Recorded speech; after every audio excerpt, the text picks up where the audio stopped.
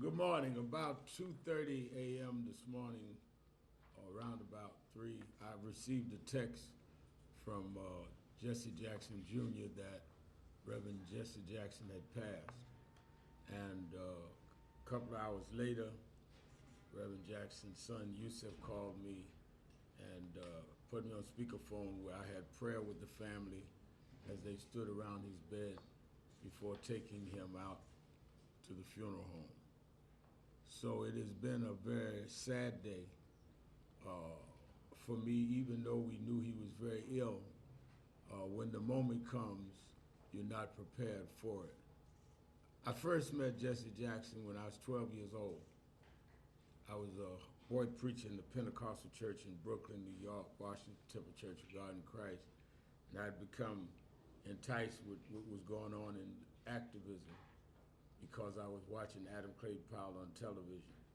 My mother brought me to Bishop Washington, our pastor, and he said, no, I can put him with some ministers that's involved. He brought me to Reverend William Jones. And they made me the youth director at 13 years old of Operation Breadbasket under the national director, Reverend Jesse Jackson. Reverend Jackson was about 27, I was 13, and ever since then, for 69 years, we bonded. The last time he spoke in New York, he spoke at the House of Justice for us. I can't think of a time that we were not spending time together.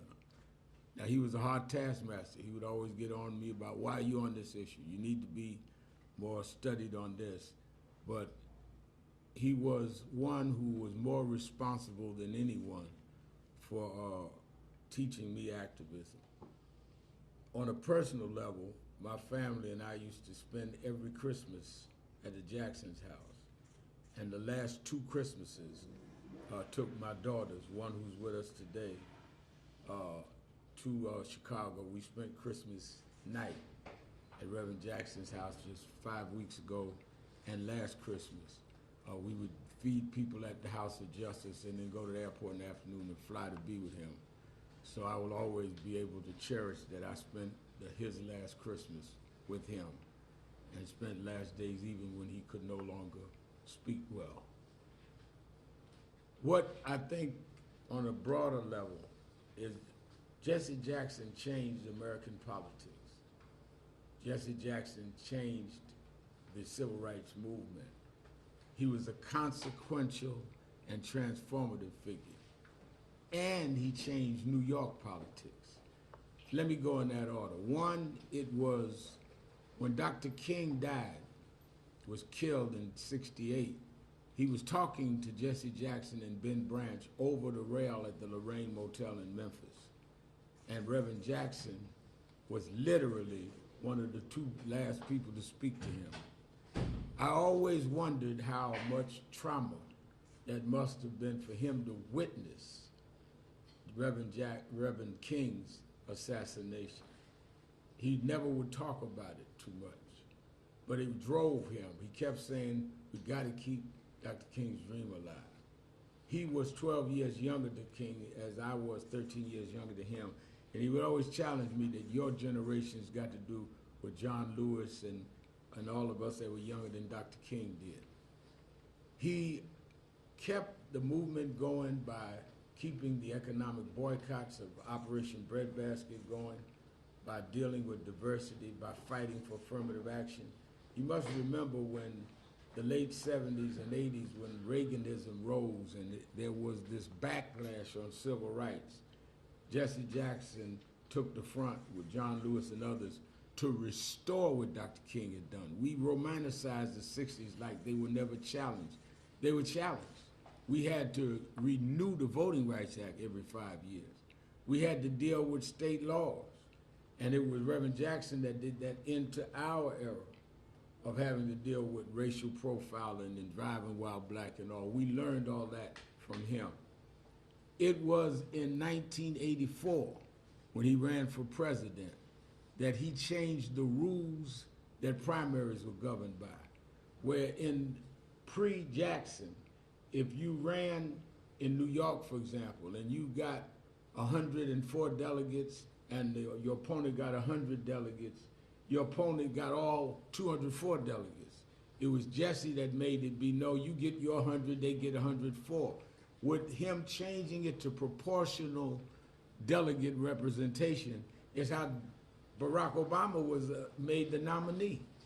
Hillary Clinton won more big states, but he was able to accumulate more delegate votes. So he literally changed the party in '84.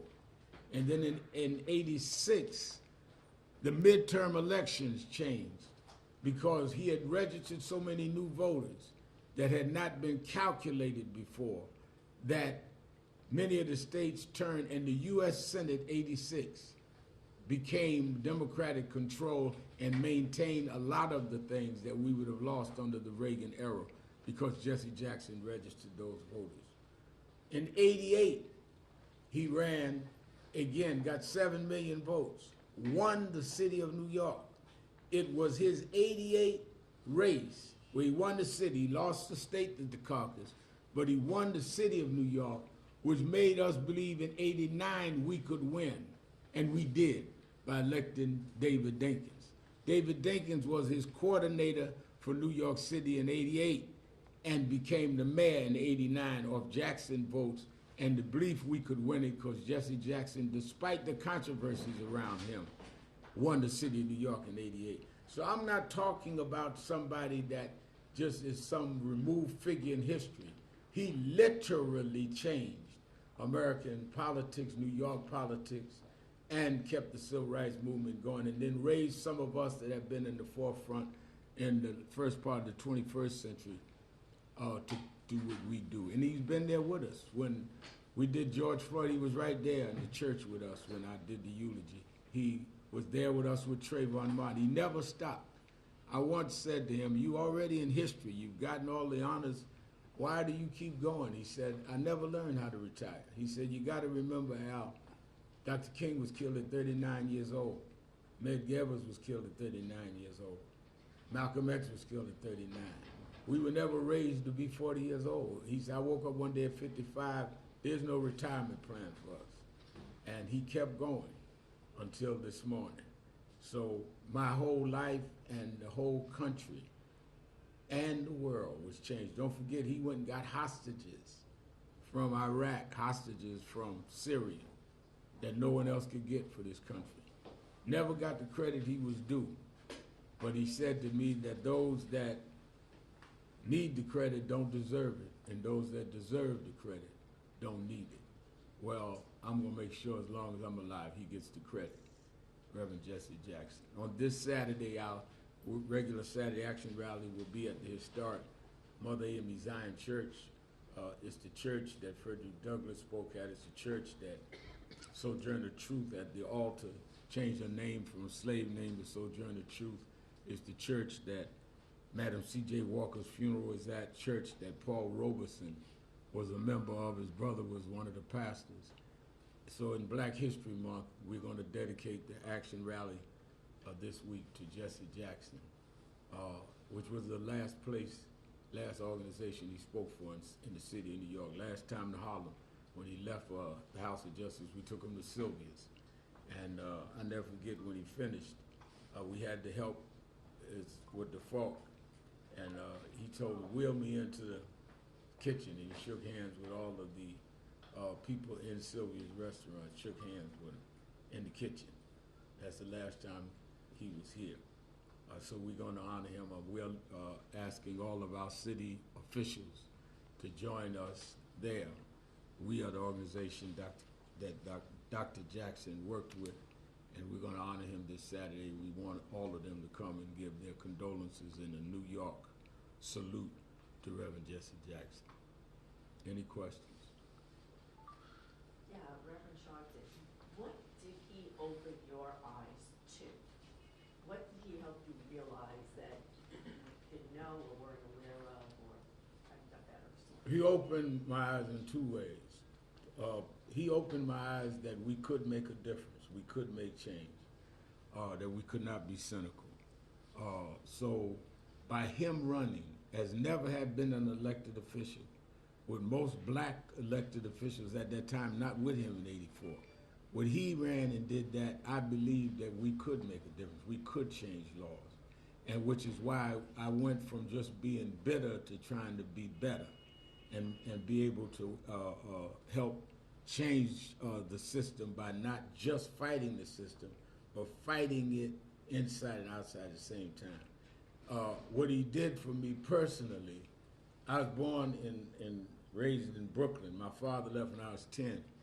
Unlike many other ministers that I looked up to, I didn't come from a high pedigree, nice family with my father and grandfather and great-grandfather preachers. My father left. Jesse was born out of wedlock. He taught me, his slogan was, I am somebody. It's not how you're born, it's where you go with it.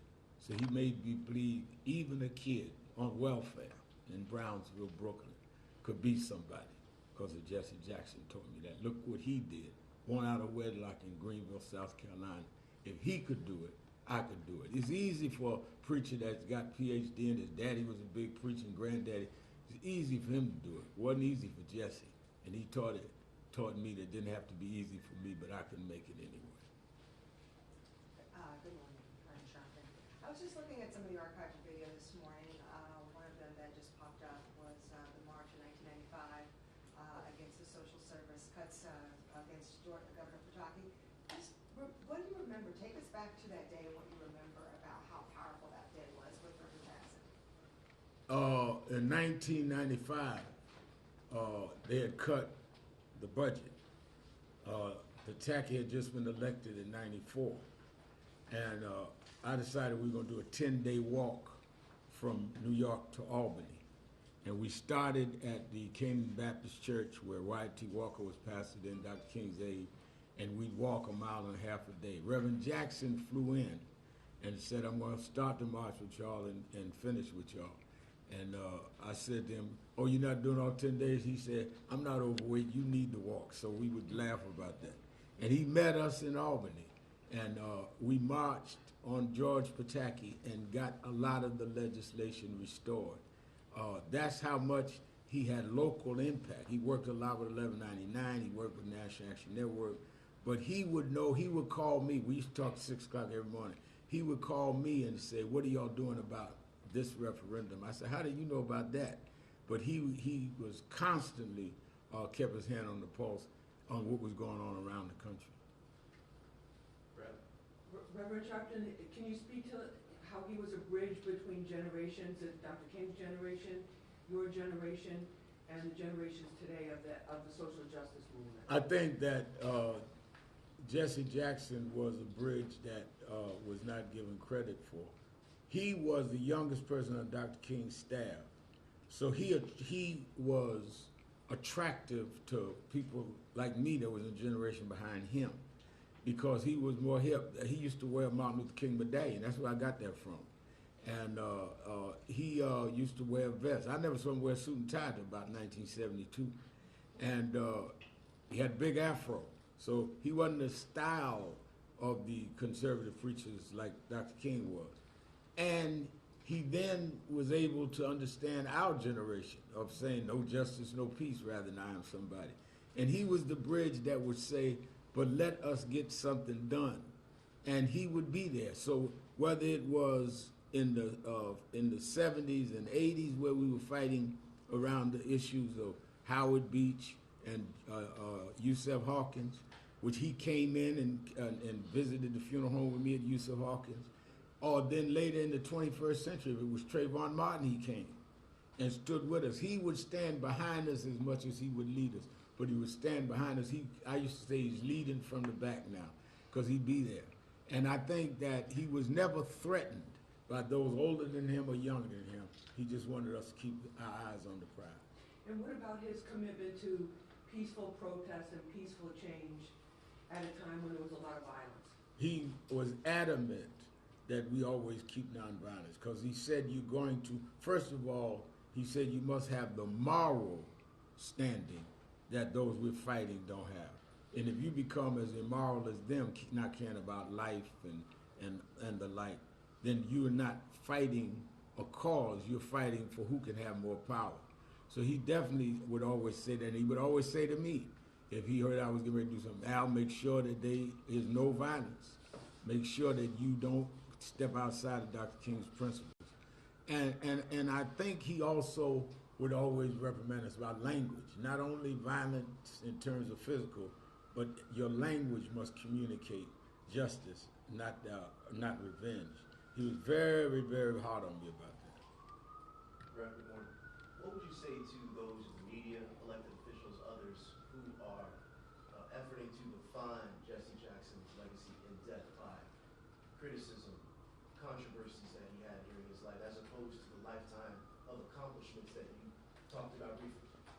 I think that there will be those that will raise the controversies, and they will raise some of the things that they would consider negative. But Reverend Jackson had a saying that he used to tell me that became something I lived by. He said, "Turn your scars into stars." And they can raise the controversy, but the fact that they've got to raise them at all means that he made his point. He made effect. Nobody thought a kid born out of wedlock on Haney Street in South Carolina would be where he was. So sometime when you're climbing up steep mountains, you might slip and skid your knee. But the story is he climbed that mountain. Hi, good morning, and thank you for having us. I wanted to ask if there was anything from the Reverend's legacy you hope the new generation in the Democratic Party, the civil rights movement heed going forward. I think that what I would hope they heed is that we continue to protect the right to vote, that we protect the Voting Rights Act, and that we protect the economic movements of not having an imbalance where the super rich get richer at the expense of the poor, and that we remain rainbow, multicultural, that we fight for immigration rights and civil rights, that we deal with policing and deal with vice. And I think that he represented that. We cannot take the rainbow out of the movement. We cannot take the nonviolence out, but we must protect the right to vote. Everything Dr. King and Reverend Jackson stood for is at risk right now. Supreme Court is weighing right now Section 2 of the Voting Rights Act. Right now, we're seeing what's going on with ICE and deportation. So we have the challenge not to mourn Jesse Jackson, but we need to use our mournings, which is what we're going to do Saturday, to say there must be a movement. He would not want us to have sanctimonious mournings if we weren't going to get up and do the work. Reverend Sharpton, so many speeches over the years, so many important quotes. Which one is the most significant to you, or the most personal in terms of what you remember? I think that his '84 Democratic Convention speech, "Our Time Has Come," was a classic because it gave us hope. I think that when he came back in '88, "Keep Hope Alive" was a classic. There's so many, but Reverend Jackson had, the last time he was at, time before last, when he was at the House of Justice, he had a book of sermons and that he had come out with. And that's when I knew he was stumbling and had Parkinson's. And I asked him to sign the book to me. He could only do the first J. And I keep that book at home, a book of all of his sermons. But he couldn't even sign his name, but he still came to Harlem to do what he could do. Reverend Sharpton, one other question. In terms of his unfinished business around the economic justice issues like food insecurity, healthcare for people that he touched on at many points in his life, what do you say to that? I say that we've got to keep fighting. We cannot make mockery with just mourning him and letting it go. And DEI, diversity, equity, and inclusion, which has now been wiped out by this present administration, that was Jesse Jackson saying we've got to diversify boardrooms, diversify employment for blacks, for women, for browns, or for LGBTQ. So we are seeing at a stage where everything he fought for is at risk. And if we want to mourn him, we've got to preserve what he fought for. Thank you. So what is the plan of action to defend voting rights? Well, I think the plan has to be, how did we get voting rights in the first place? And that is mobilizing, marching, nonviolent protests. But the thing we have that they didn't have in '65, we have enough people in the Senate and the House to re-legislate if we come out and vote. If we come out in the right numbers, a member of National Action Network named Hakeem Jeffries will be the Speaker of the House and can call the hearings and find out what's really going on in ICE. So every time it looks hard to me, I think about how hard it was for Jesse when he was a student leader in North Carolina, how hard it was for Dr. King. We don't have the right to complain. They turned the country upside down, and they didn't even have social media. You know, Dr. King didn't know what a cell phone was, didn't know what TikTok is. We got all of these things to work with. Question is, are we going to work with them? All right, thank you.